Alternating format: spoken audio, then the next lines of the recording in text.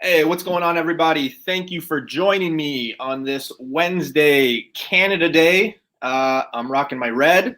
I'm here in Canada, so it is Canada Day. I believe Canada turned 153 today, so big ups to our country. Today I got two amazing guests. My first guest has been with me for a few live streams. It is my buddy Keon. Keon. Hi, not bad, man. How about yourself? Good. Happy Canada Day. It's all right. How about you? How you doing, man? Yeah, just hitting the sun, right? We finally got sun. We're not living in our igloo filled with snow, so Right. that's important. For a COVID Canada Day, we're not doing too bad right now. No, Not doing too and bad. everything's almost open anyway, so Gotta respect the red. It's all about that Deadpool, though. You know what I'm saying? right? Yes, TPP once again. exactly. It's tricky this year too because it's on a Wednesday, right? So like the fact Canada Day's on a Wednesday, it kind of ruins the whole, the week and things like that. So, but yeah, I'm glad I got to get some sun. Hopefully the fireworks later on today, but we'll see. Now for my second guest, I'm really proud to introduce her. Her name is Jennifer. Jennifer, what's going on? Hello, how's it going? Happy Canada Day from here in the States. Thank you so much. Thanks for joining us. I really appreciate it. So, guys, if you haven't heard of Jennifer, her name is right there. You can find her on Instagram. We actually have a chat for my Women in Comics on Friday, 7 p.m., I believe, Eastern Time. So definitely check that out. It should be fun. The last one was fun, so I can only see them getting better as they go. So today, you got anything you want to say? I was going to say, I don't know how I can top Sana. Like, she was fantastic. Like, how am I going to top that, though? She was great. Yeah, she was a lot of fun. But I'm sure we'll do fine. We'll have fun. So today, I'm going to bring in the trio here. So today, we got a fun one for everybody. We're going to be talking about our top 5 female characters, not necessarily our favorites, just characters that we like who are females. It's not centered around Marvel, DC, or Indie. It's just whatever. So this one should be fun. I know before we start, Keon's got some books he wants to show off. So Keon? I don't know about show off. Picked up 3 kind of mini, key issues here. Well, we got the second series of Ghost Rider #1, the very first Danny catch. You know what I'm saying? I'm hoping they bring this character to the MCU because this will pay off. A, it's in sweet condition, and B, I just want to see Ghost Rider done right, given the respect he deserves. All right, so I also have Morbius issue 5. Now, Morbius is rumored, depending how well it does, to do 3 movies. There's a 3-movie contract, and this is the intro of the Basilisk. He is a serial killer that then performs like a weird dark arts ritual and summons this demon right here on the cover. So I'm hoping, even if it's a minor appearance, throw him in at least one of the 3 movies here. Yeah. It would be really creepy. I would love that tone if they brought that into the movies. But the one I'm most excited for, and I know you picked up a copy too, buddy. I know you did, is the Uncanny X-Men 221. Sinister. That's it. The first appearance of Mr. Sinister.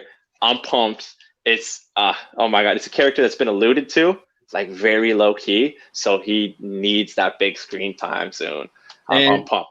And I think we've talked about it multiple times off the YouTube air or whatever it is, and when we're just hanging out. But I think we both agree he's going to be kind of like a Thanos, where he's going to be around for a few movies. He's not going to be a one and done. It's not going to. I don't think they're going to kill him off. I think people who are jumping on the Omega Red, that's a character, and that's a book that I personally stayed away from just because I feel like that's a one and done.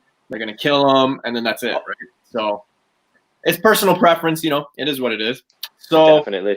Enough about the guys, enough about the fellas. We're here to talk about the top 5 females. Nothing, it's not Marvel or DC, it's just whatever. It's top 5 female characters we like, we believe, we'll discuss, debate. I'm sure some of us will agree, some of us won't, but we'll have fun in the process. I'll start. You guys decide who goes second. But at number 5 for me, it's Hela. Oh, she hella fine, bro. Jeez. So not only just because of I forget who played her, but she did a great job. You know, it was awesome the way she came up. She was very badass. Like for pretty much 90% of that movie, you're just thinking, is Thor gonna like get his ass kicked or die? Like he got his ass kicked. Like the hammer broke. He lost his eye. Basically sent back to Earth, just like running. She's super badass. She's got Asgardian blood in her. She's stepsister, I believe, right? To Thor, stepsister. So Yeah. she does have that power. So I mean, I think she's powerful. She was killed and brought back. There is some rumors that she could come back later on. Who knows? That you could say, I think about, and with any character ever. I mean, they die and then they come back. So, I think at number 5, it's a respectable place for her. I got to agree with you on that one. I mean, she has a little story arc where she tries to kill Bruce Banner and separate the Hulk from the Man, and the Hulk's in hell just tearing it apart. Yeah, I got to agree with you, man. It always threw me off because I'm pretty sure in Norse mythology, I'm pretty sure Loki's daughter. So it kind of threw me off in the movie there. Yeah, it's weird. In the actual mythology, it's really strange. But no, definitely that's a solid pick. To be honest, I didn't see that coming. That was left field.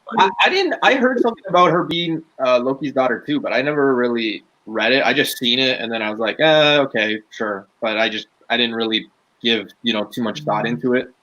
But yeah. All right. So who's going second? I'll go ahead and go second if that's all right. Yeah. And the reason why is because I 100% agree with you with Hela. Like, I think that she is absolutely incredible. However, one of my favorite baddies in the now Marvel universe, she was originally a Spawn character for Image, but it's going to be my girl Angela.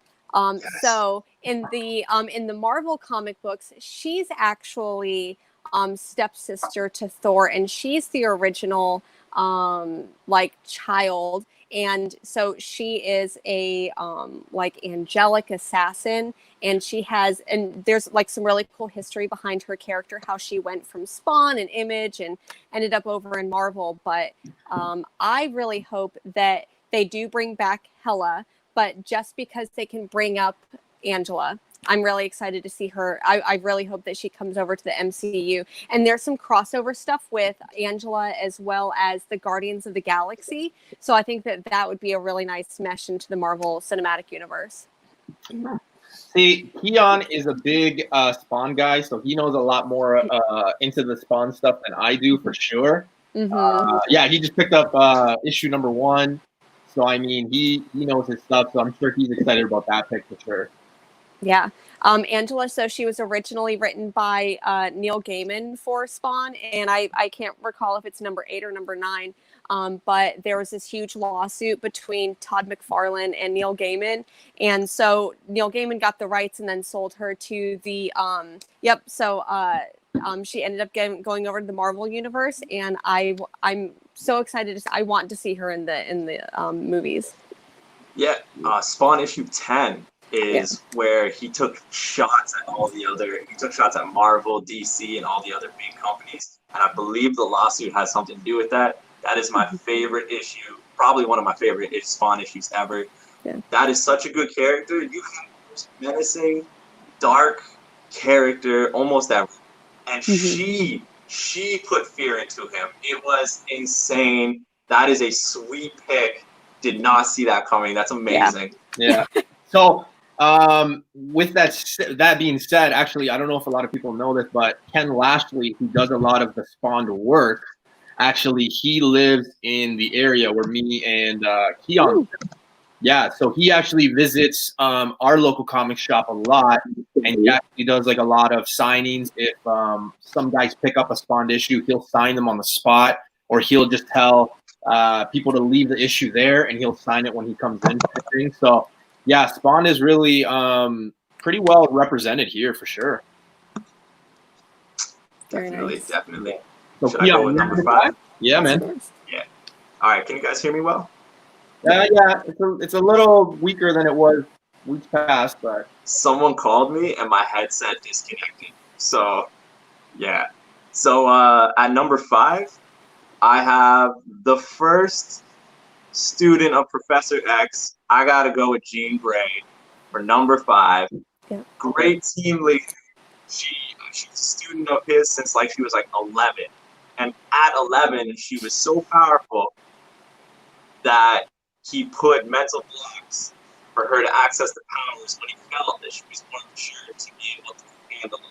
She's like the most notable Phoenix Force host that gave us a great saga, animated series, comics. I mean, it gave us X-Men 3, which Last Stand. I'm not going to talk about that much. But other than that, she was a force to be reckoned with.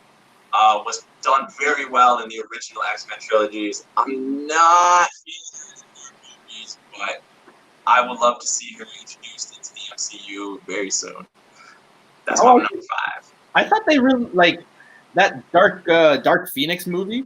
That was, I don't know. I don't want to say terrible and offend anybody. You know what I mean? But, I mean, I think now with like all the X-Men stuff that's coming out, and Kevin Feige and Marvel taking over, we're gonna probably see a new cast for sure. I don't think any of those cast members are staying. I think we touched on that last week's in that movie one that we did, but I don't think any of those casts are staying. I think they're gonna redo the whole thing. No.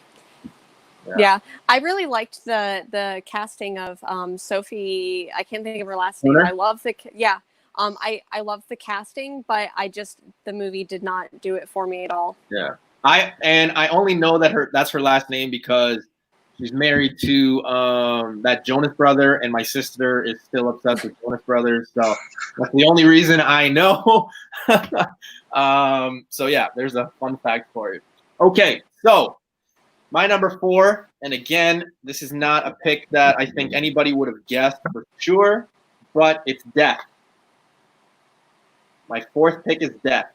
I just think wait, which Death are we talking about? Marvel. Okay, got it. Marvel. Yeah, the way that she basically has, Thanos wrapped around her finger, but she's in love with Deadpool, things like that. I just think that's, personally, I think it's funny. It's hilarious, but, at the same time, it's kind of cruel.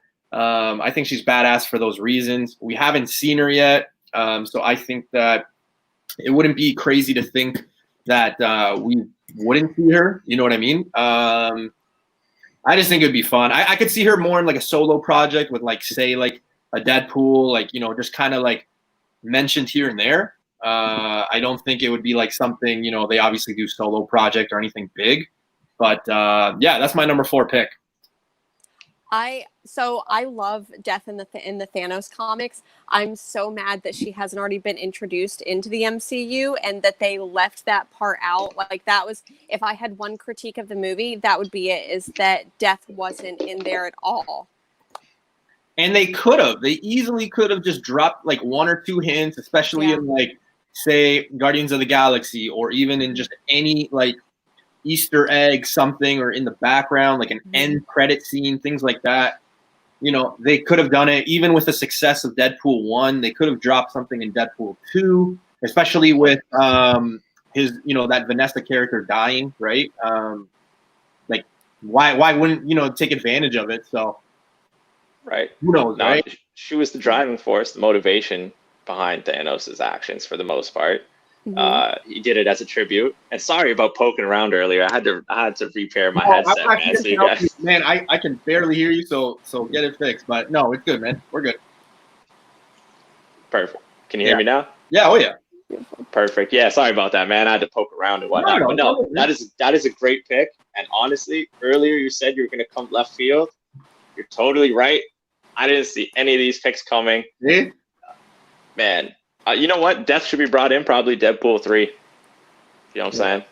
That would be sweet. Well, it's like we were talking though, right? A few of us, we already think like there's not much they can do with Deadpool as a solo title. I think now they're just going to try to get him. They're going to find a way to include him kind of into the X-Men and how they're going to go about like that way. Because me personally, I don't think there's anything left for Deadpool to do solo. I mean, you got the big event with him in Cable, and they're not going to do the Wolverine thing. I'll tell you that right now. Don't give our hopes up. So, this is a good point. Actually, this would be okay. Yeah, I could totally see that happening. I think Eternals is going to be really cool. Yeah, I hope that'd be pretty cool. Yeah. So number 4 for Jennifer. We're at number 4. Okay, beautiful. So my number 4 is going to be your girl, Red Sonja. She is such like a badass character, and she hasn't had the easiest past. She's gone through a lot, and I don't think that she lets it like get to her, and it makes her a stronger character. I'm particularly fond of this run by Gail Simone and Walter Giovanni. The artwork is just beautiful, and Gail Simone's one of my favorite writers. So just a really fantastic. I had to represent her. So Gail Simone and Red Sonja, one of my favorites. I think they were trying to do something with her. I know I was watching, I believe it was like Simple Man's top 10 back issues like a few weeks ago. Mm-hmm. And actually it was probably back in April. And they had mentioned go and pick up Red Sonja 1. They could be doing it. There's also a lot of spec with like the Tarzan and things like that. So, who knows? I know Kazar, I think it's Kazar in in Spider-Man. They're trying to bring that into the big screen and things like that. So I don't know if it's like just a jungle thing going on, but I could totally see it. Yeah. To be honest, that's a character I don't know much about. So if you could suggest like a jumping off point for me to start at, I would love that. I would love to look into that. This one right here, the run by Gail Simone, I 100% highly recommend it. Yeah. Oh, that's awesome. That is awesome. Oh, here Gary Baker says, love Red Sonja. I'm partially on the old Marvel Red Sonja. All right. Hey, what's going on, Nick?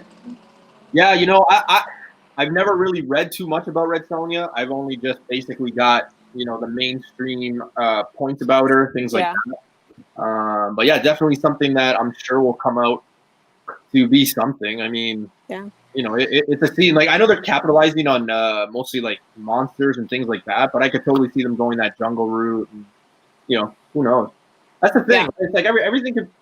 That's what I try to tell people, because when people ask me, they're like, "Oh, what can you spec on?" And I'm like, you know what? Like, I don't like specking too much because anything could be spec.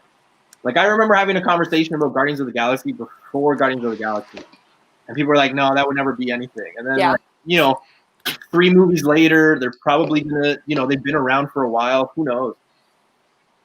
For sure. And they were so obscure, like before they came out into the movies, and all the teams have been so different. So what they did with the cinematic universe was just absolutely beautiful. And then seeing how it came into the comics. And Barbarian, yep.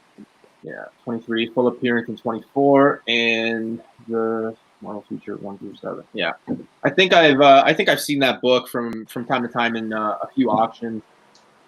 So, yeah, definitely. So, Keon, we are at your number 4, I believe.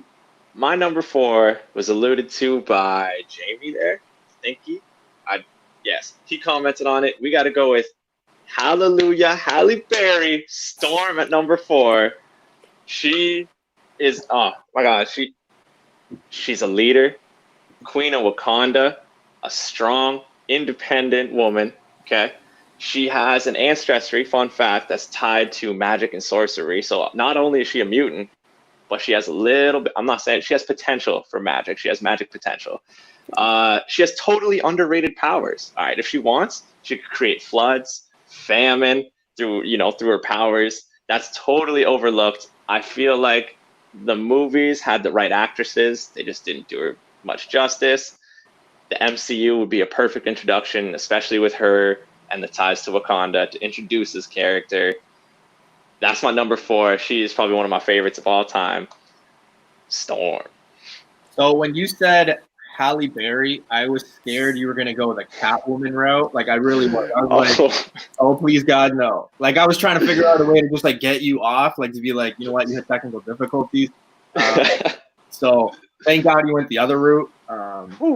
But yeah, I've always liked Halle Berry. You know, I can't say like she's the greatest actress in the world or anything like that. But the first pick, the first Storm that we saw, I think it was a good pick.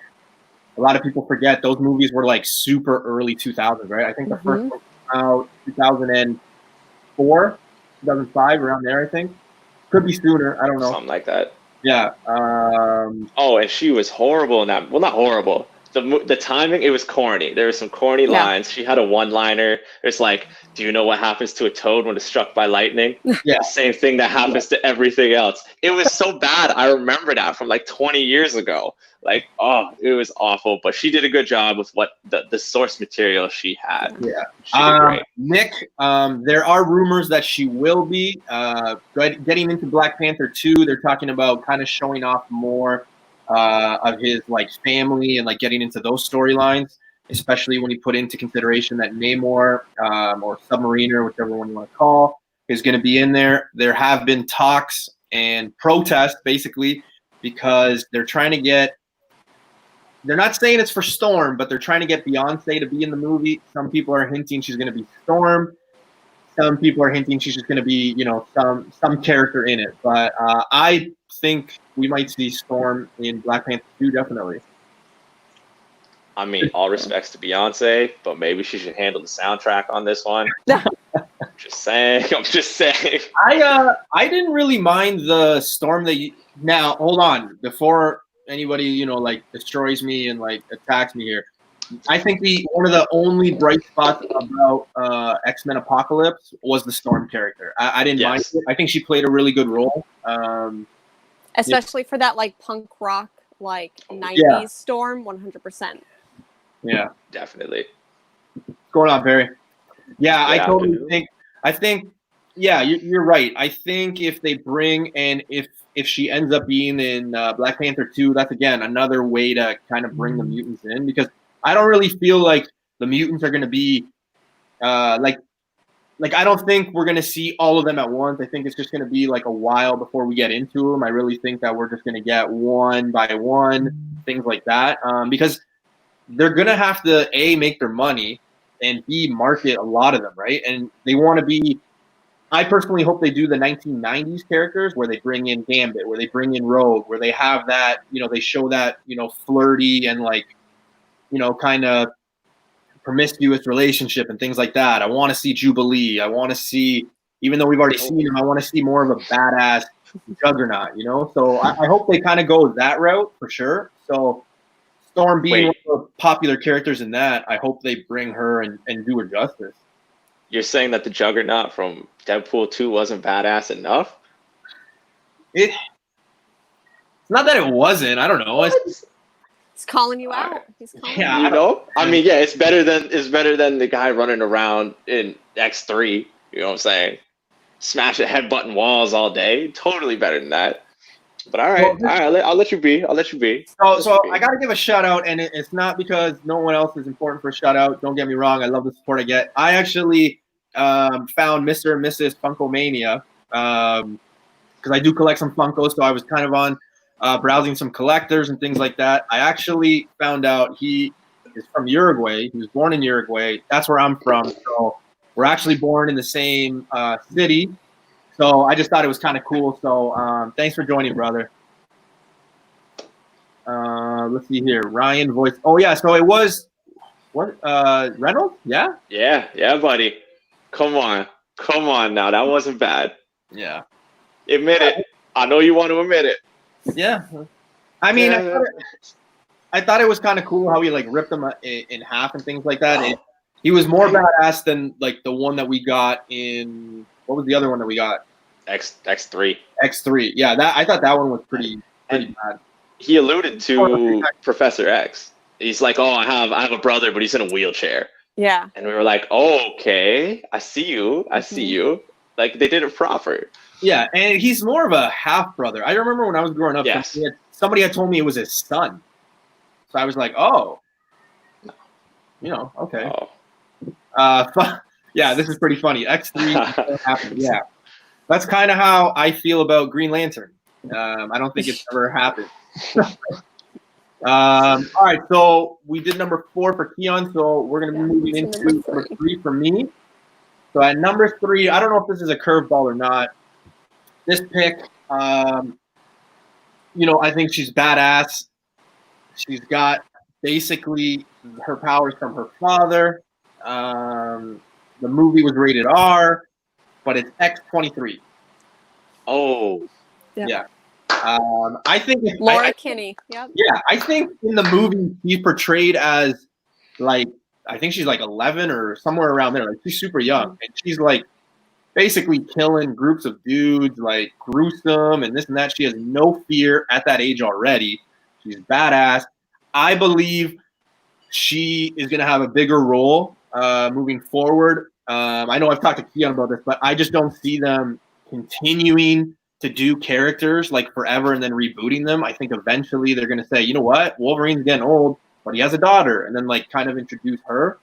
So I could totally see that. I think she'll be coming up more, and she's basically a mini Wolverine. I mean, she's badass, right? Yeah. And I think the movie portrayed her really well, where she's feral, she's still that wild animal kept in a cage. Even though the comic books obviously portray her as more humanized, but I think that when you're going through that, the movies did it really, really well. Yeah. And I think for what it was, because we have to remember, right? They were introducing, which now, I mean, for the comic collector, especially in the modern era, that book, that NYX3. NYX3, yeah. Yeah, NYX. That book is a grail in the modern world now. I remember passing that book up when my local comic shop was trying to sell it for $200. I'm like, man, get out of here. I don't even know what this is, right? But this was years ago. This was 6 years ago, something like that, I believe. So, to now where she's popular, I know a lot of people are asking for her. A lot of people are, mentioning, she should be coming soon. But for what it was, that movie too, I think we forget that it was kind of Hugh Jackman's going away party. So I think they did a good job in the sense they were bringing a new character in. They gave her badass scene time and her badass powers. But we also were craving more. I know I was. Yeah, for sure.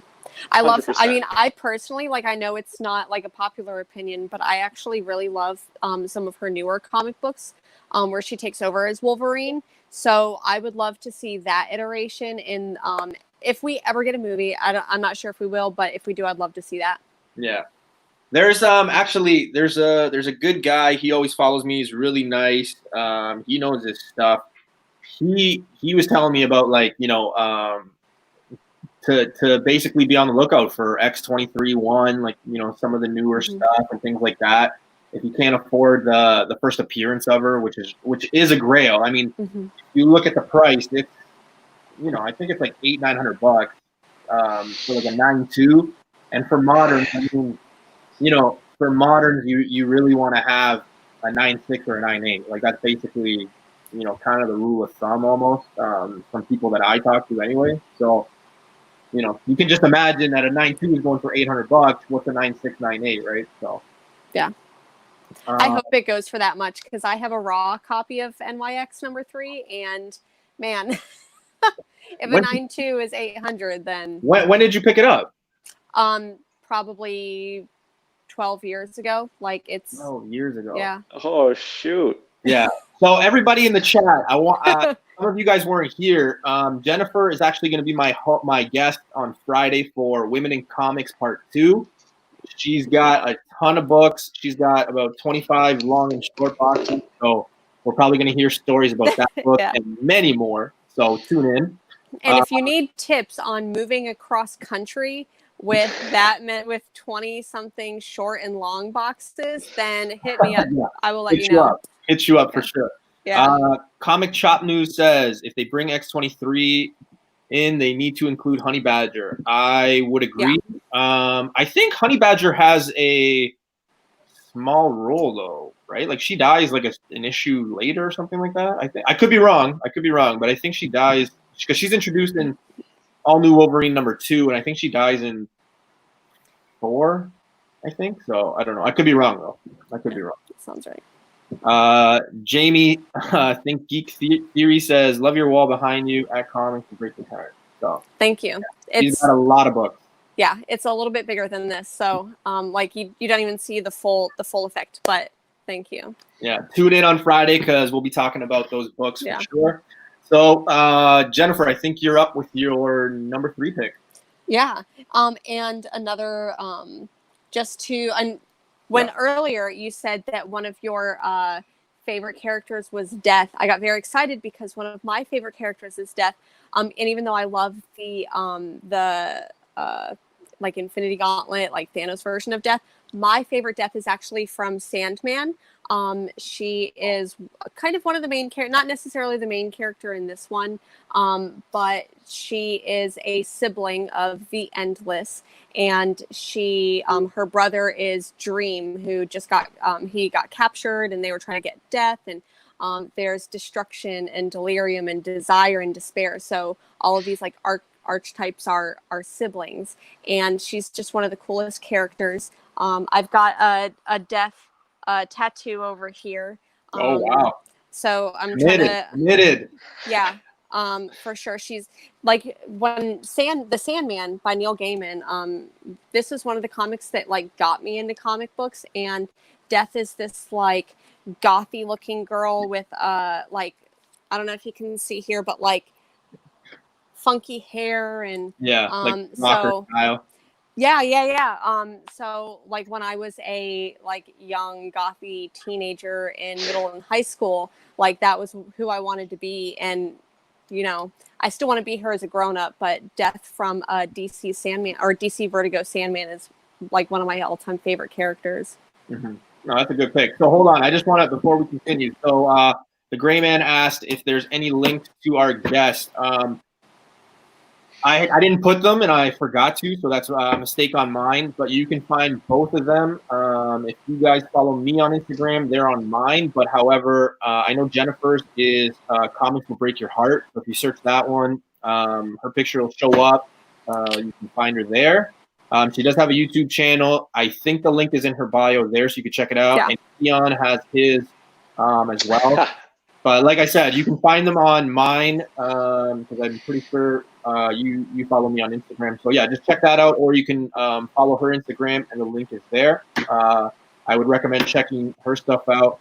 I don't want to plug too much in because I don't want to get off topic, but she'll be the guest on Friday. She'll be talking about everything that she does when she goes live, things like that, all her books, long boxes, things like that. So you guys definitely better tune in for sure. Hold up. Time out. Newbie, can you grab Mr. Freeze's comment one time for me? Yeah.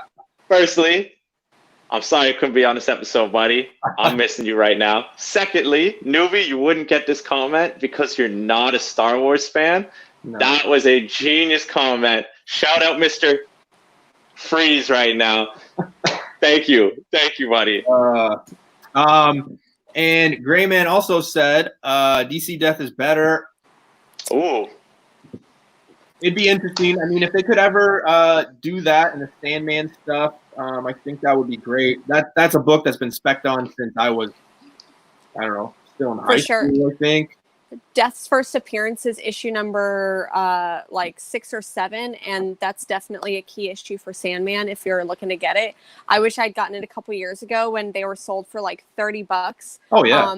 Because now it's definitely like in the several $100s. Yeah. They're actually doing right now, the Sandman movie or whatever iteration of it has been in development hell for years. Yeah. And they're going to do a Netflix series. And right now they already like produced it, but it's going to come out. They're doing an audio book of it. So. Is that the one? Are they doing it on like Hulu Max or whatever, like DC's stream thing? That I'm not sure of. No. Not sure about where the audiobook is being released, but I know that like I can't even think of all of the names of the actors and actresses, but there's some incredible talent on it. Yeah, it's I know when I first started collecting many years ago, there was 2 Sandmans I knew, starting off I kind of heard some chatter, and everyone was like, "Oh, pick up Sandman." So I ended up picking up the Sandman, like the covers, like yellow and red. Mhm. That Sandman. So like, Yeah. yeah, and those were like $5 books and things like that. But as I got older, I realized that it was the other Sandman. And yeah, like you said, I remember passing that book when it was $40-$50, and now I mean it's a pretty penny. But it's also a book I'd probably make sure I had it in the 9.6, 9.8. To be honest with you, I don't know if I would go any lower just because of the ceiling on that from just like an investment angle. DC Sandman 1 Purple Van. Yeah, that one. I don't think I've ever seen that one actually. Yeah. All right. So number 3. Ready, what's your number 3? All right. This is going to be, firstly, I thought the whole list was Marvel, but hey, just because I know you're not a DC fan. I know you're not. And this is a total cop out. If you watch my top 5 characters of all time, this is going to be no surprise. The surprise is she's at number 3. Lady Deadpool. Okay? Now check it. Leader of the Deadpool Corps. Firstly, there's a Deadpool Corps for those that don't know. That was my We next have question. like 5 variations of Deadpool on one team to try and kill a Deadpool from another universe that's trying to kill all the Deadpools to be the ultimate Deadpool. She is the leader of 5 versions of Deadpool. Do you know how much patience you would need to put up with 5 of them? We got a dog, a kid, we got a bunch of them. All right, I picked her because to hit a little serious moment, early comics, women in early comics, some of them didn't make it to leadership roles.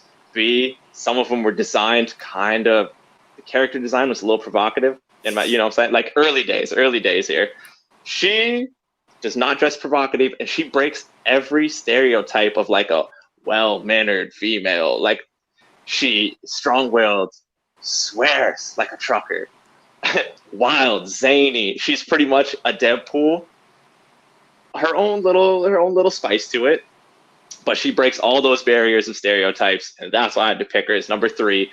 Sure, she doesn't get the recognition she deserves. The pick's a little out there, but I had to give it to her because of that. Panda Pool.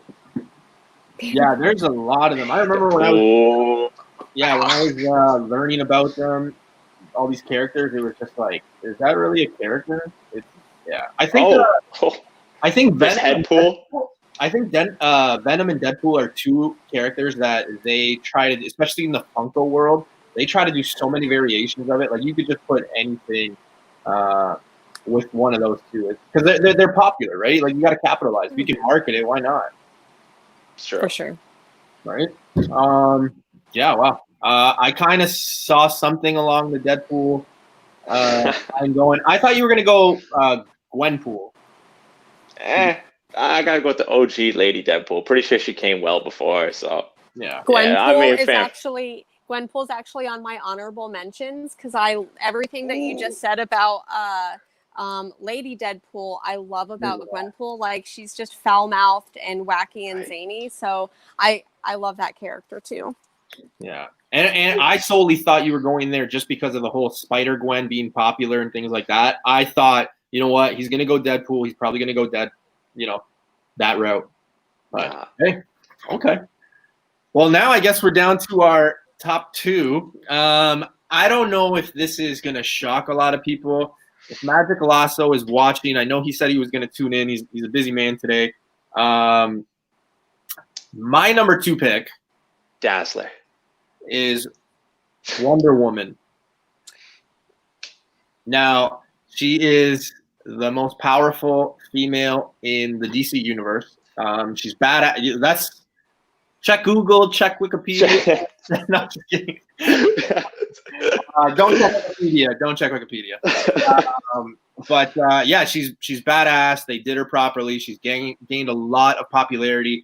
I think outside of Harley Quinn, I think maybe Wonder Woman is the second, if not best, or most popular, not best, but most popular Halloween costume, just based on the fact that they've been able to get to younger crowds with these characters. Says a lot, and the fact that they're coming out with another movie, they didn't even think they were going to get a second movie because they are DC after all, but they're getting a second movie. Badass Justice League, and it's a really good actress. I mean, she's very popular. She's done a lot of things, so it's marketable. I think she's going to be around for a bit.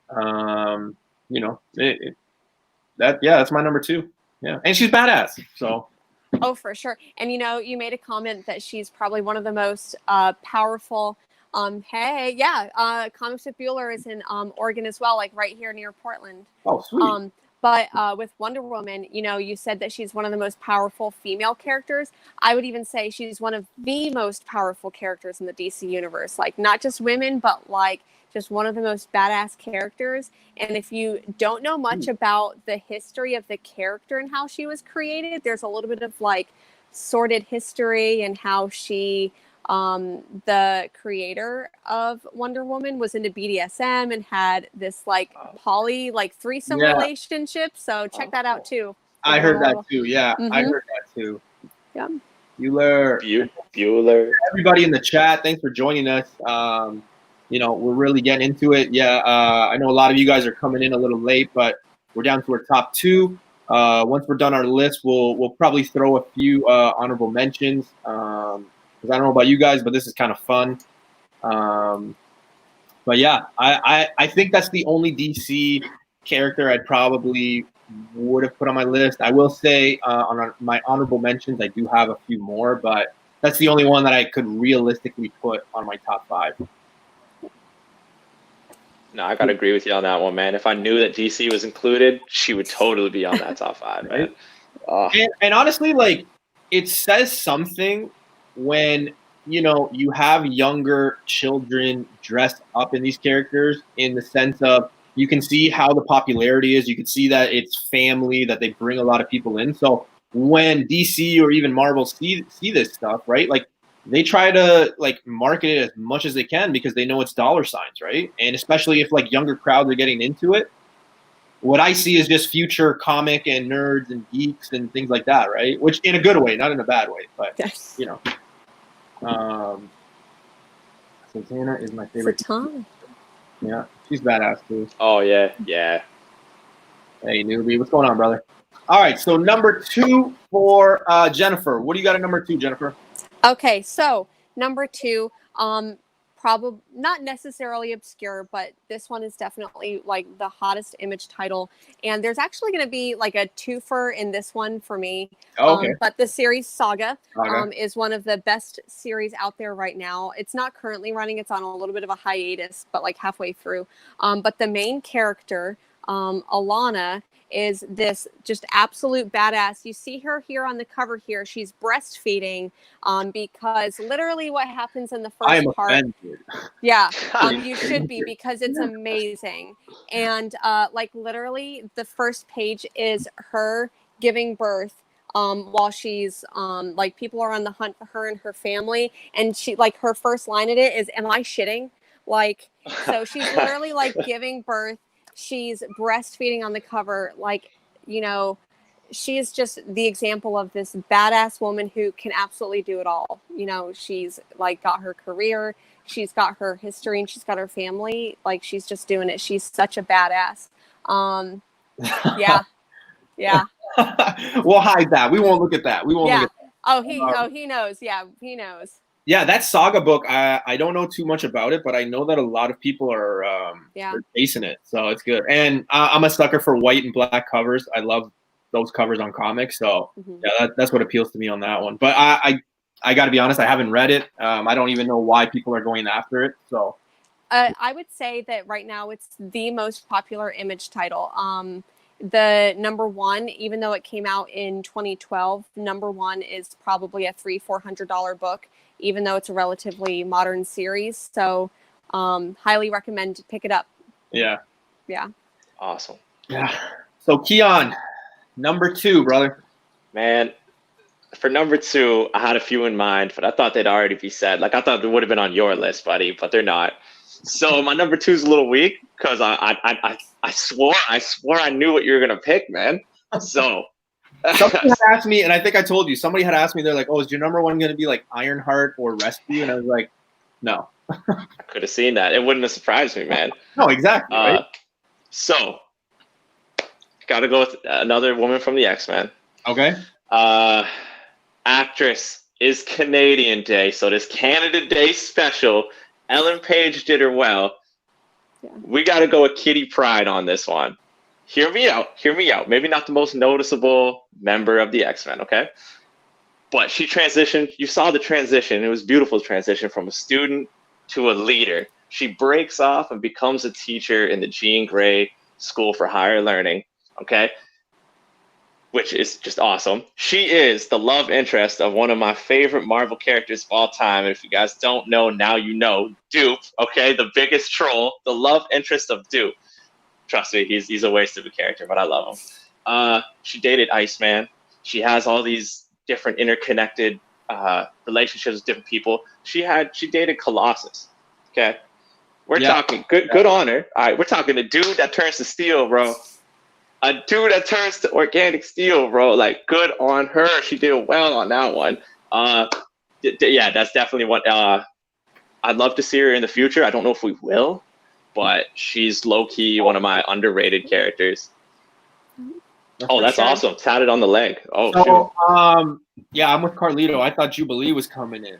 Yeah. Nah. With Kitty Pryde, I know from just the comic book, collecting side of things, I know that comic book has shot up in the last year. I know a lot of people are, expecting her to show up in the next kind of, group of people to come. So, yeah, it's an interesting character. I thought she was badass too. Yeah. Yeah, man. Totally underrated. Totally. Yeah. That's a power I wouldn't mind having because it's not like a power that you kind of like live in an alley for. You could live like a totally, normal lifestyle. Later, So, and then she trains. She gets martial arts training. She becomes Shadow Cat. So she's not like totally useless. You know what I'm saying? Like awesome run. For sure. Grayman says Psylocke. Anyone? Psylocke. Yeah. I was debating that one. I think we got a few fans. I think we Psylocke. Yeah. Which I thought would have been said, but I went the other route. So now we're getting into the final number one.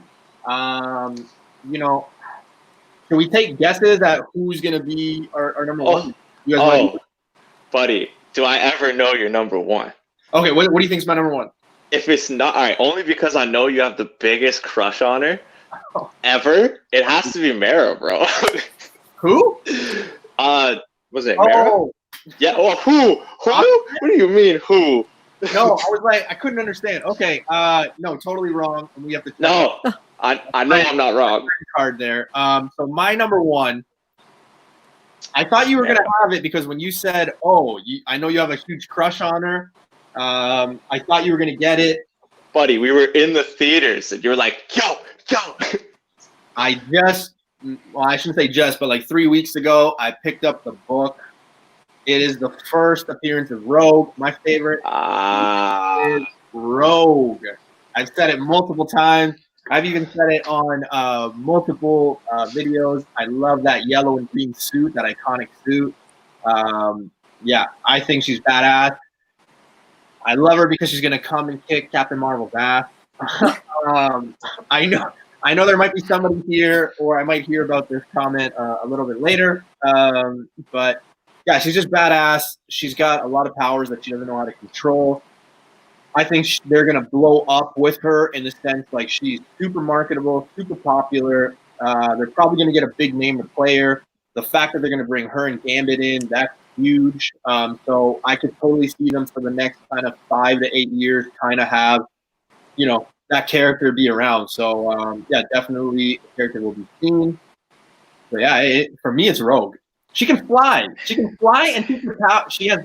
Hold on a second. She has strength, flies, and can take your powers away. But she's not Mara. No, that's a good pick. That's a solid pick. I totally saw it. Like I thought someone would have said it before. Totally underutilized in the movies before. I want her to come back, and I want Brie Larson gone. That's my key. I'm sorry. I've got a lot of love for Captain Marvel. I think that there might be a way they can coexist. Oh, We'll see. We'll see about that one. Yes, thank you, Carlito. Yeah, and I also I've been quoted as saying, I think that Rogue is going to take Captain Marvel's powers in the next one. Yeah. And then I think Rogue will come in as a villain. Yeah, if you guys are collecting Rogue, just make sure you guys pick up. I believe it's Rom 31. Because that is her first appearance in that series. I know that I've talked to a guy when I picked this one up, and he was like, just make sure you get ROM 31. So, I'm just letting you guys know. Queen of Atlantis. Yeah, no. Queen of Newbie's Heart, bro. I'm telling you guys, this is an exclusive, a key issue exclusive. So that's my number one. So, Jennifer, what do you got as your number one? Got it. It was already guessed, but it's because he knows. Dan knows. So it's Batwoman. I am absolutely in love with this character. When I had been reading comics for a little bit, but then when this series came out, this one just got me going to the comic book store really religiously every month to go ahead and collect a little bit more. I don't know, just religiously. And her storyline is great. The artwork, J.H. Williams III, is just absolutely fantastic. His panels are so dynamic and it just fits with the character so well. I was not, and I hate to say this because I love the character, I was not in love with the show, unfortunately. But with Ruby Rose? With Ruby Rose, I think that Ruby Rose is a queer actor, because Kate Kane, she's gay, and that's part of the storyline. And back when this was coming out, it was you weren't allowed to be queer in the military. So, yeah. Love this story, love this character, and of course, Dan knew that this was going to be my number one because I love I think he Batwoman so much. Predictable. Yeah. I was actually just gonna mention about the whole Ruby Rose thing because she kind of, and I think that was probably a hard contract to get out of because I don't think that those shows and how big DC is that they would have signed up to do something like that magnitude with her just being like, yeah, I'm out a year later, Yeah, and even after it got picked up for a second season, so we're going to have to see a new character. So I'm curious how they're going to do that. Yeah, and I believe and I could be totally wrong on numbers, but I think it's 4 or 5 women have played Batwoman, so they're saying that they might just reboot it in the sense of a different version and a different angle of a different Batman. The rumor that I had heard too was that Ruby Rose just didn't like doing the physical stuff. I don't know how true that is, but I mean, you don't get into fucking Batman and being like, oh, I'm just not going to be doing anything physical.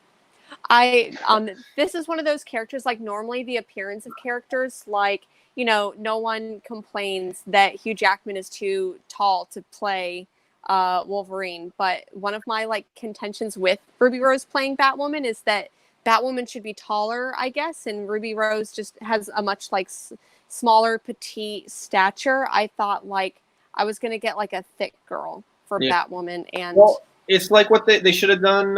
What they did in Iron Man and Avengers. Robert Downey Jr. was on platforms. Yeah. Right. Oh, what? What's her name? Gwyneth Paltrow is taller than him. Mm-hmm. And, if you look at all those movies, Robert Downey Jr. is taller than him, or than her. So, movie magic. Yeah. All right. No, that was a solid pick. I honestly didn't make it to episode 2 of that show. I'm not gonna lie. I gave it a shot. I think I made it to episode 3, and Batwoman's my favorite character, and I made it to episode 3. I think I made it to the trailer. Ha! This guy. I'm not trying to be offensive. I don't know. I have a hard time with shows. We got a good question here actually before Keys goes. Who's your ideal actress for Batwoman? I can't think of her name, but maybe, and she's also my pick. Maybe I'll talk about her as an honorable mention, but Cara Dune in Mandalorian. I would love to see play yes. Batwoman. Yes. However, and you know, this is would have been one of my honorable mentions, but Big Barda is one of my favorite characters, and I would love to see her play Big Barda. That's not bad. That's not No, bad. she's an actress. I feel like we got to keep our eye on. Kind of tied in with that Star Wars stuff for a bit. Yeah. Oh, for sure. I mean, I to me, I think that she was one of the best parts of Mandalorian, so I want to see more of her. Ooh, I actually, yes. I actually have a huge crush on her, so yeah, I wouldn't mind. I would not. Yeah. I might watch the show. So, you know. There you go. All right, Keys, your number one, sir. My number one is super, super, super out there. You'll never see this coming.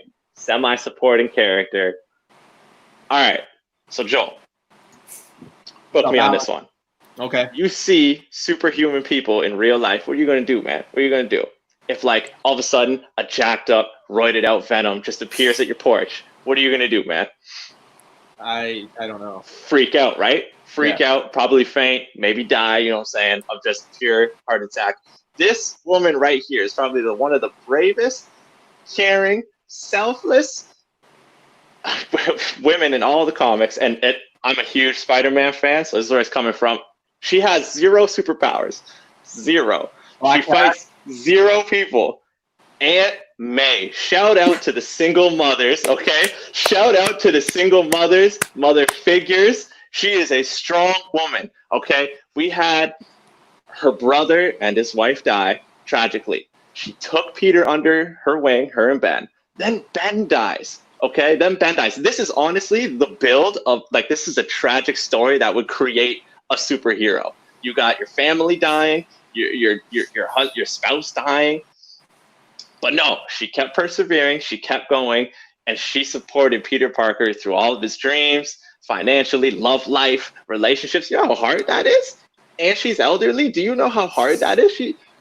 She hands down does not get the credit she deserves. She's one of the strongest women in Marvel Comics. Knew it would come left field. That's my pick, Aunt May. And I mean that new Aunt May in Homecoming, though. Yeah. If this ever blows up and you see this, that actress sees this, let me know what's up. You know? That's where actually I was going with it. I'm like, which Aunt May are you talking about? Because the Aunt May that like I last saw was young.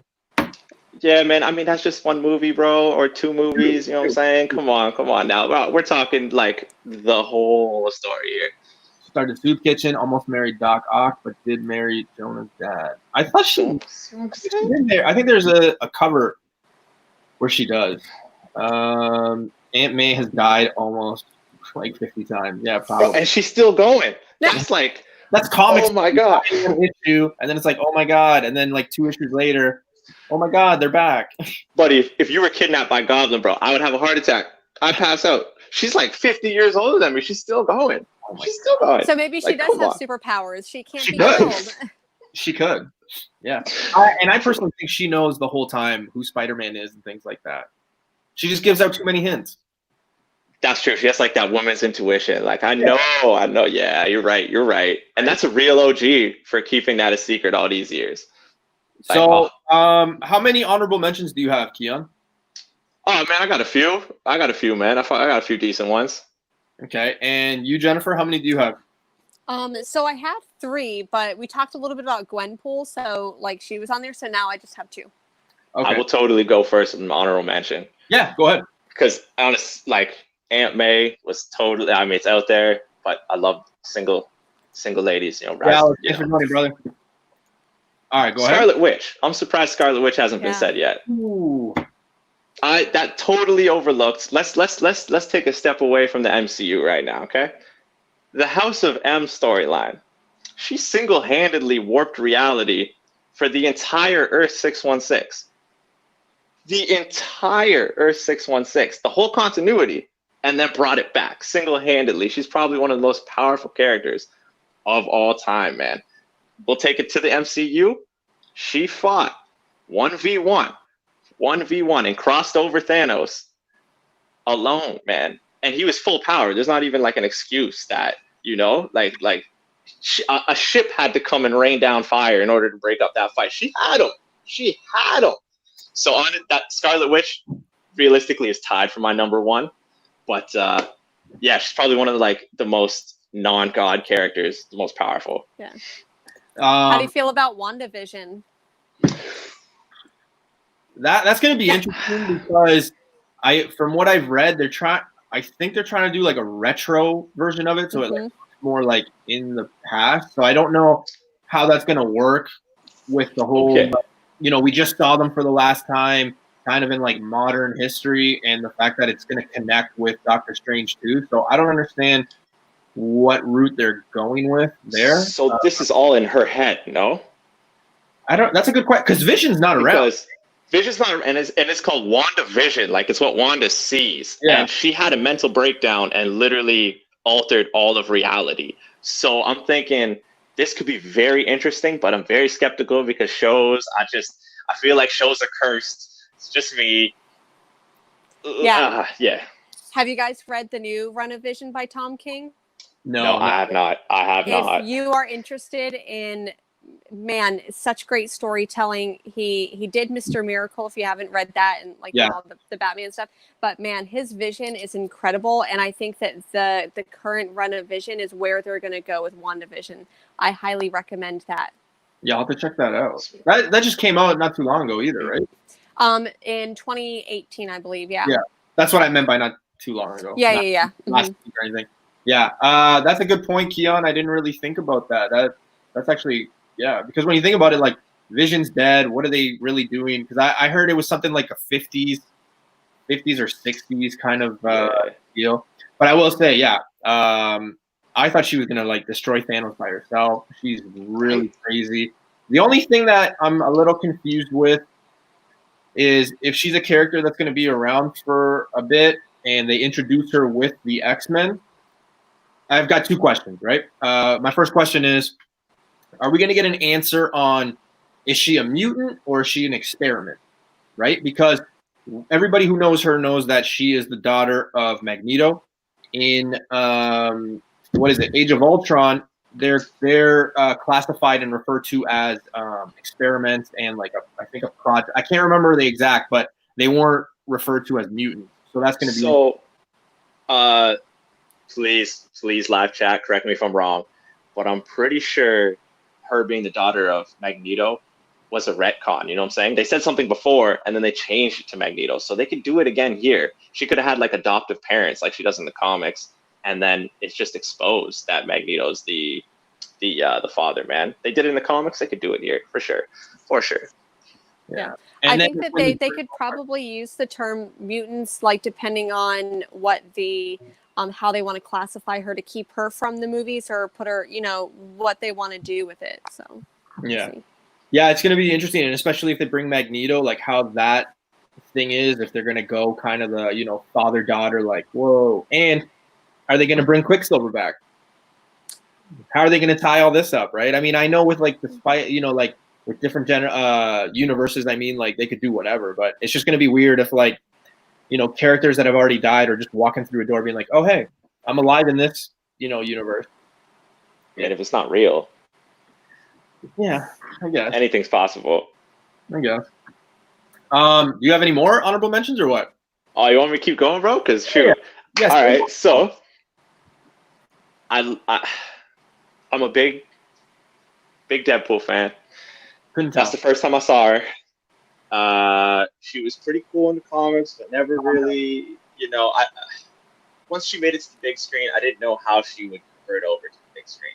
Domino is definitely one of those badass characters that walks around with such poise, such swag, and I thought her power was kind of stupid, but as soon as they put it into a film, I was like, wow, this is unreal, man. She's like an unstoppable force. Yeah, but her power is just basically being lucky. Like it. No, changing probability, buddy. All right, it's different than being lucky.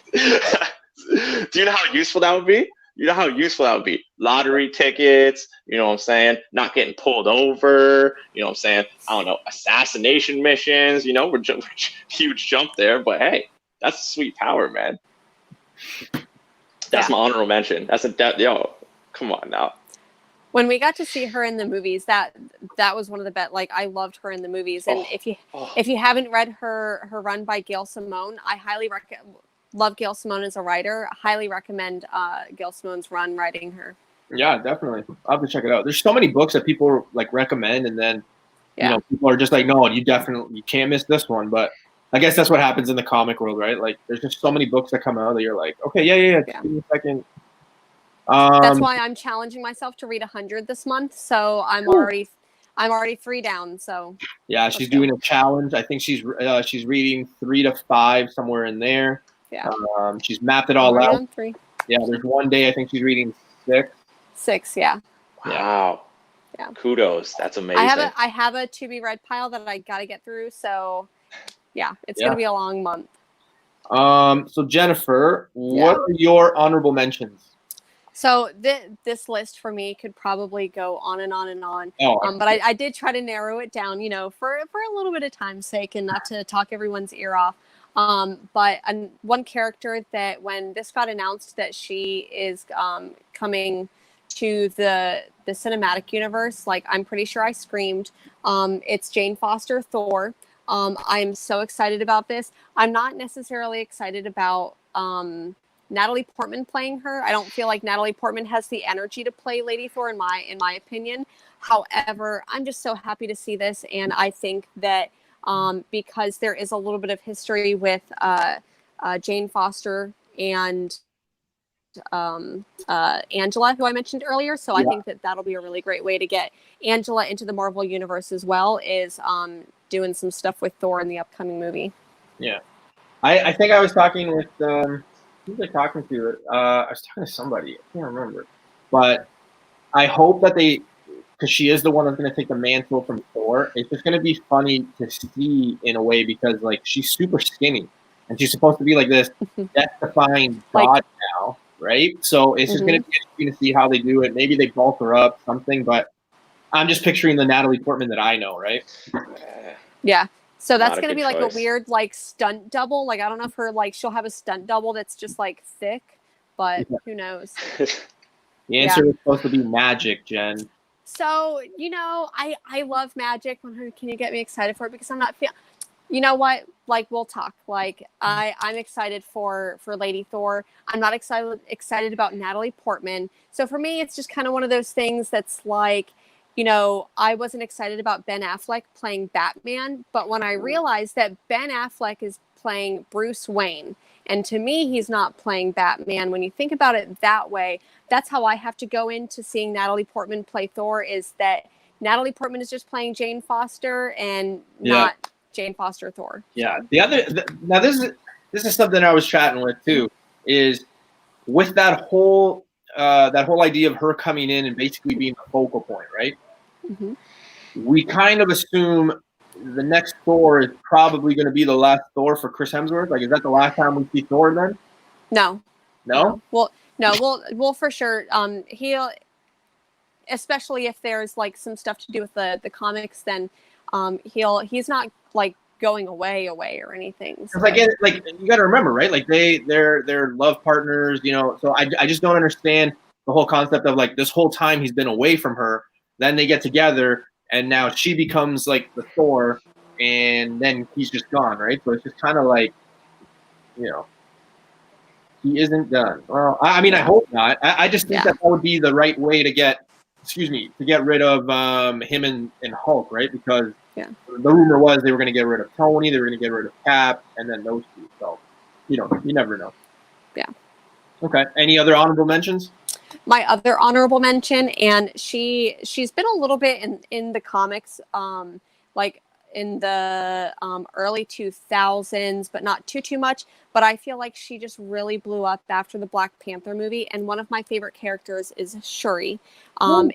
She is like one of the smartest. Like, I totally identify her with one of those like kind of angsty, sarcastic teenagers, as well as an angsty, sarcastic adult.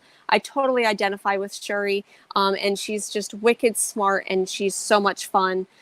So she is. I think that eventually, I would hope to see her take over as Black Panther. Maybe if they do it a little bit down the line, if that ends up happening in the MCU, I think that'd be fun. So Shuri is great, and this particular one is written by Nnedi Okorafor, and she's a fantastic science fiction author as well. Gray Man, which one are you talking about? The book that she just showed? This one? Yeah. Well, we'll figure it out once he replies there. Because I know the sought out book is Black Panther 2. That's her first appearance. I know a lot of people are trying to get that just for the sole fact that, it's probably, the Shuri. So he's saying the Shuri. Yeah. When was that book introduced? Jennifer, do you know? This particular one was introduced in 2018 or 2019. It must have been 2018 that this one came out. So like this kind of iteration came out after the movies, but her original appearance was like before the movies. Yeah. So she's in the book. Yeah. I don't see her taking over for Black Panther. However, I do see her and I think most people forget, but in Black Panther, at the end of the movie, before the end credits, T'Challa and Shuri go to that building where T'Challa's father killed his uncle. They buy that complex, and then that girl, I think is a basketball, kind of rolls around them, towards them, and then they kind of give it to the girl, and they talk within themselves, and they say, "Oh, this is going to be a school of the fine arts for women." Something like that, or technology, something like technology, that. Yeah. I think that her and War Machine have a big role in that, and that's what's going to lead into. And I wasn't going to drop any Iron Man stuff, but I think that that's what leads into Riri Williams. Yeah, that's the route I think. But as for her taking over a mantle of like say Black Panther or anything big, I think she's always just going to be one of those secondary characters and a character that's around like as a mentor to a lot of people. And speaking of, good thing she didn't catch my Captain Marvel comments. So that's the route I think, and I think it's a character that could be around for a very long time because, like you said, she's fun. She works with the crowd. Being a brother of 5 sisters, my sister minus the technology skills, that's how my sisters all acted towards me. So I mean, I could feel for T'Challa. Yeah, definitely. Very cool. Well, those were my honorable mentions. Your honorable mentions? Okay, so I had a few, but I'm going to narrow down to 2.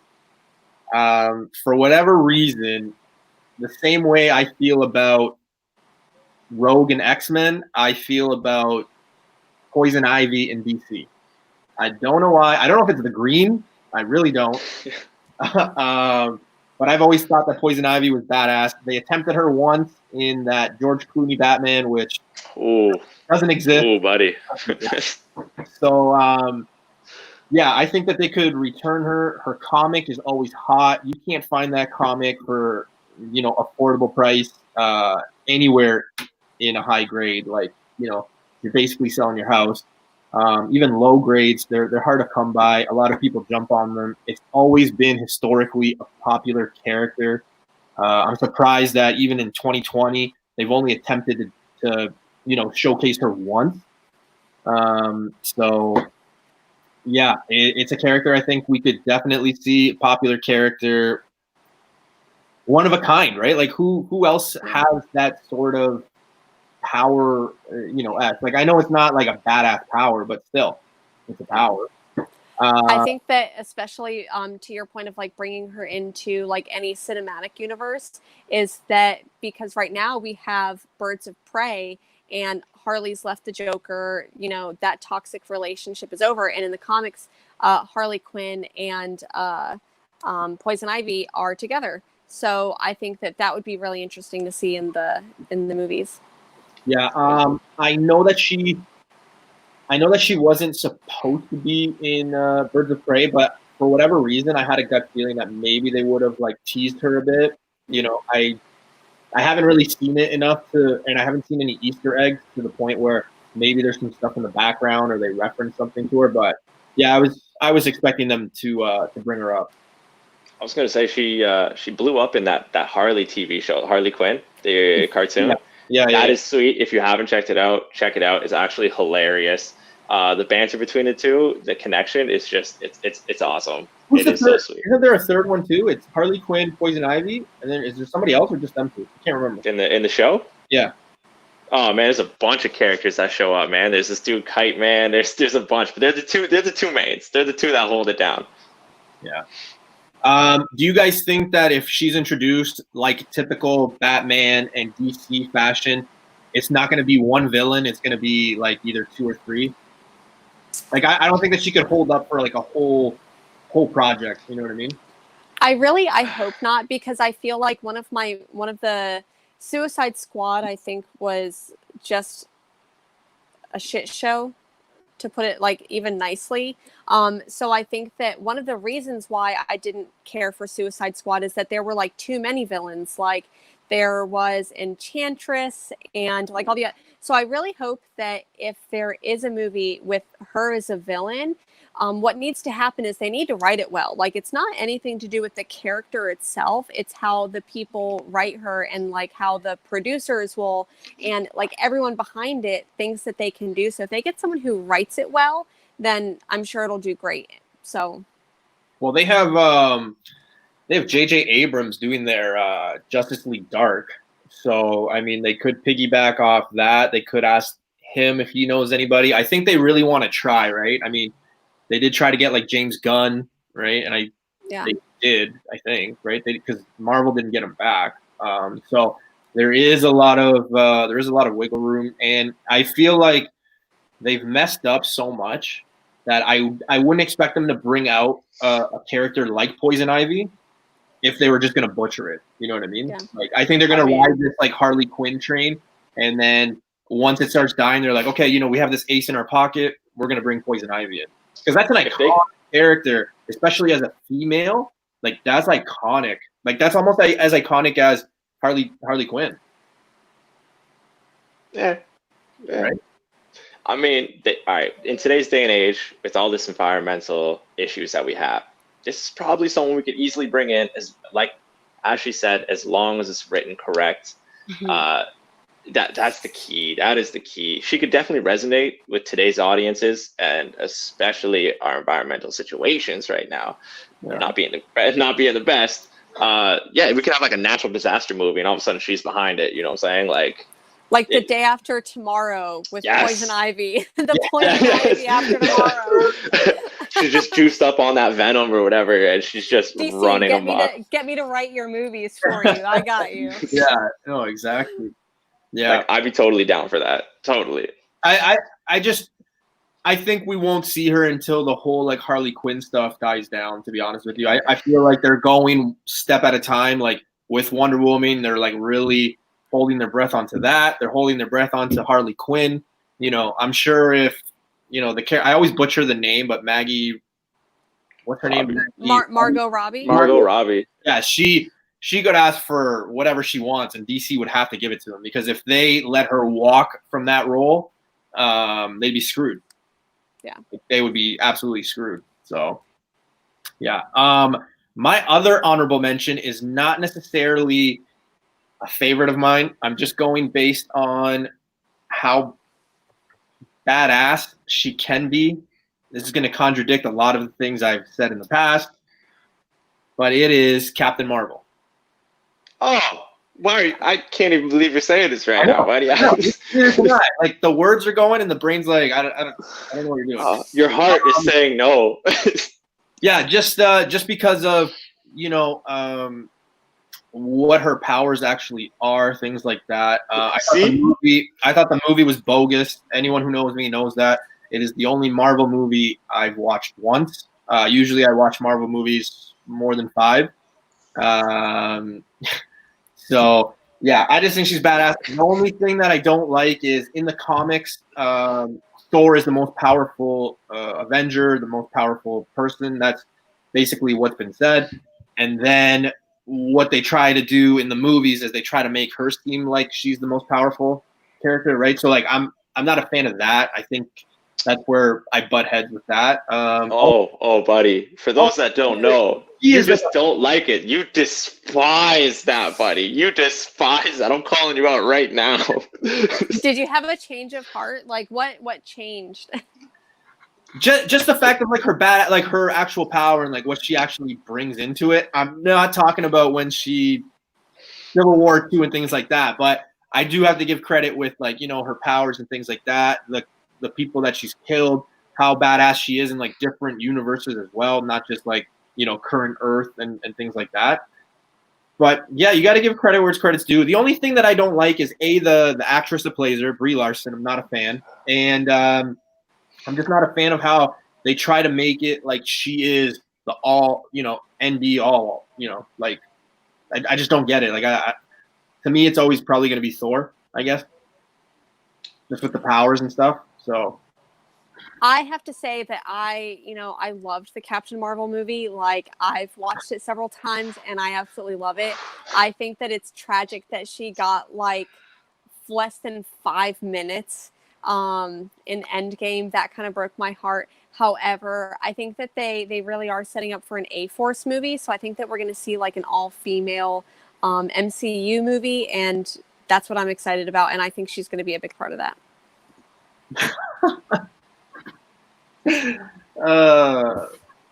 Reverse psychology, maybe. I don't know. Who knows? Grayman says Hulk is the strongest one out there. I don't know. I really don't. I mean, that's like I remember watching Big Bang Theory, and it was one of those episodes where Penny, Bernadette, and Amy go into a comic book store. They're trying to get a gift for somebody. I think it's Sheldon, and they go in and they ask the comic book guy. They go, "Well, who's the best character? Who's the most powerful character?" And everybody's just like Stuart's like, "Shh, you can't say that in here. What are you trying to like start a ruckus?" I think it's just one of those debates. I always try to compare it to like, you can't really fight somebody for like what their favorite color is. Like, who are you to say like, oh, red's better than blue or blue, Purple? Just things like that. But yeah. John here says Captain Marvel movie is way underrated and it's definitely better than people say it is. Many other MCU films are worse. Yep. Why don't we go around here and say what that's worse? I'll go first. Thor 1. Oh, that was bad. Carlito. That was bad. Carlito. I mean, he's not wrong. Iron Man 3. Yeah, that's. I'm gonna say Thor 2. Thor 2. Yeah. Worse than Captain Marvel? I don't. Oh man, that's hard. World and that's hard. Yeah. All the Hulk movies are terrible. Ooh. Oh God. Hey, they are what they are. Okay, all right, they're not perfect. They. I mean, I think there's a reason why they haven't gone back and like did a prequel or things like that. I don't see them doing anything like that, especially with how hot. Immortal Hulk is. They're doing Yellow Hulk and like Red Hulk is like starting to pick up some stuff. Who knows? They could touch base on a solo Hulk and then him fight somebody like that. But I think it's tragic that we have like, a Hulk movie and we still don't have Black Widow yet. Like, I know I'm just waiting for Black Widow to come out and I don't know. Jennifer is a woman after my own heart. She's preaching truth. Yep. Yeah. When I think about the Captain Marvel movie, I think that if you can hate it, and I get that, like, we can have this debate, but if you take all of the critiques that you have for like Captain Marvel, if you take that to any of the like other movies, you could probably find the same, like, you'd hate the same thing. Yeah, absolutely. I mean, I know Keon knows, like, even Guardians of the Galaxy, they're not my favorite. Like, a lot of people are like, "Oh, number 2 is like amazing." I'm overrated. Overrated.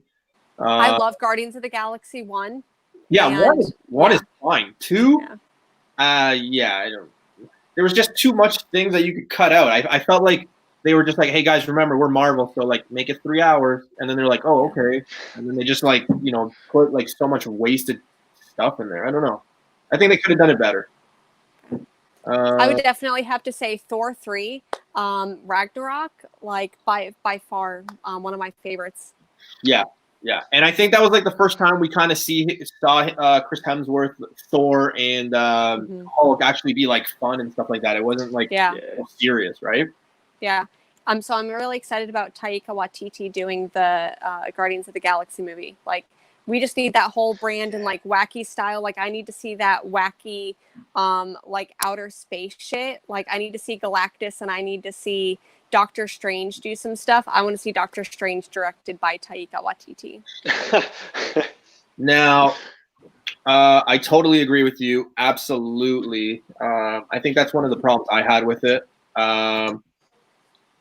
This is a good question, and I wouldn't mind doing this as like a whole segment, to be honest with you, because you could make the argument. I know I talked to Panda and I talked to Burke. We were talking about trilogies. You could almost make the argument, not necessarily in Marvel, but like you could put that one against like the Batman trilogy, right?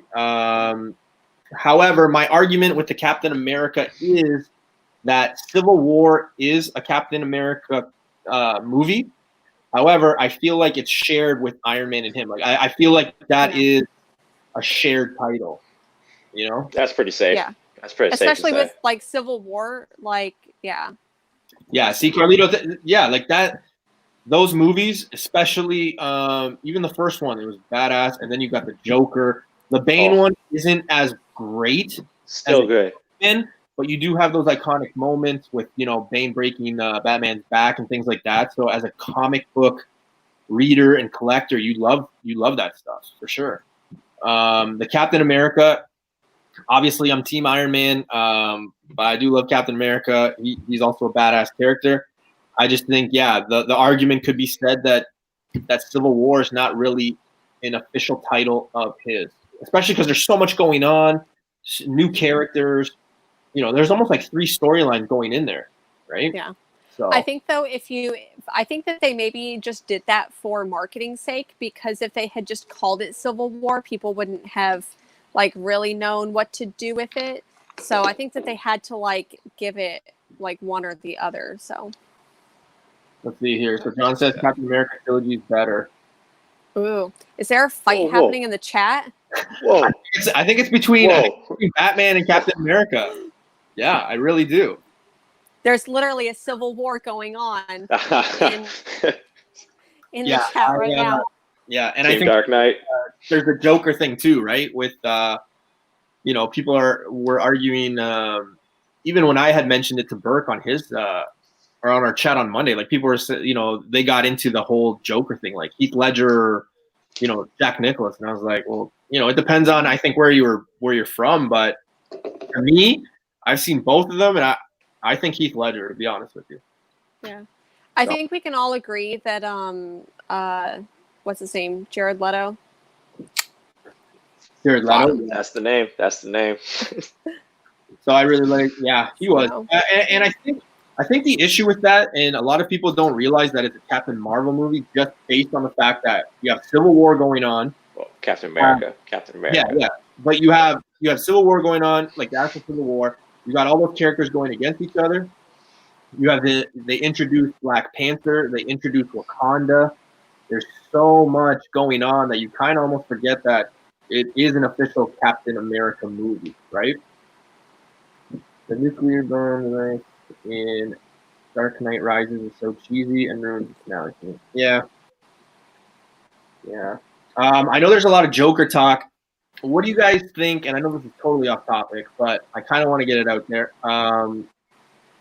Jared Leto's Joker, like the the tattoos, the grill. Like I've made this comment before. That's kind of, I don't know.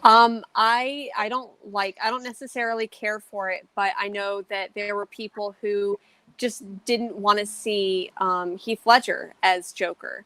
So I don't necessarily want to come across as one of those people. But however, seeing him in, a couple different movies, he hasn't done it for me.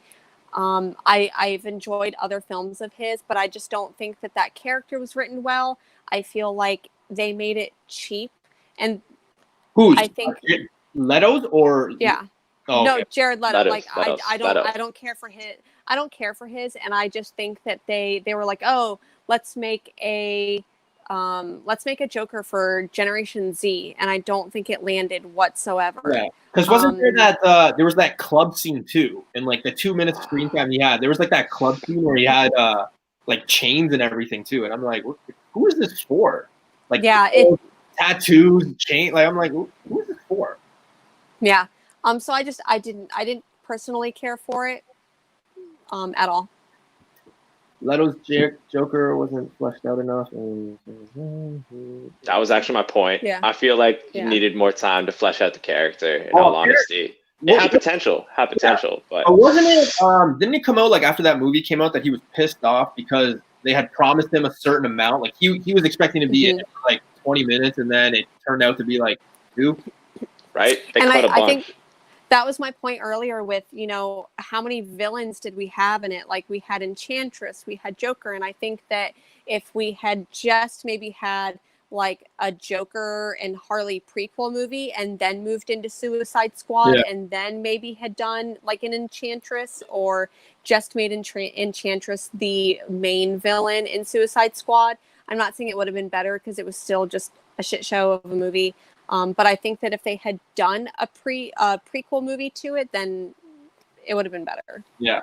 So I got to bring something up because this is interesting. I've actually, maybe because I haven't seen the movie in a long time, probably like 6 years plus, but where is it? Agree or disagree? He had his own laugh. Wait, Right. I'm trying to think. Did he even laugh? I'm going to say that I kind of agree with you there. However, I'm just going to say Mark Hamill. Like, I wouldn't even want to be like Heath Ledger trying to go up against that. So Yeah. I mean, Troy Baker did it pretty well.